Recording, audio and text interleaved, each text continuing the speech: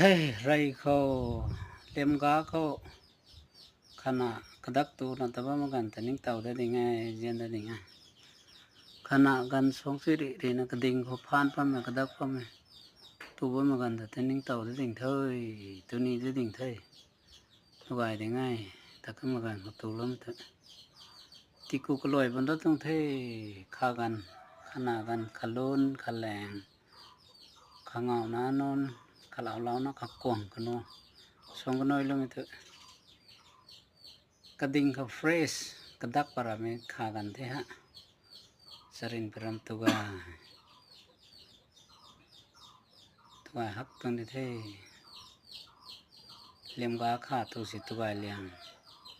นงบาเอเรียเขาตัวเลี้ยงไม่ดีทว่าฆ่าตัวเลี้ยงไม่ดีทว่าเลี้ยงบาทอกเท่สรินปรำตัวแท้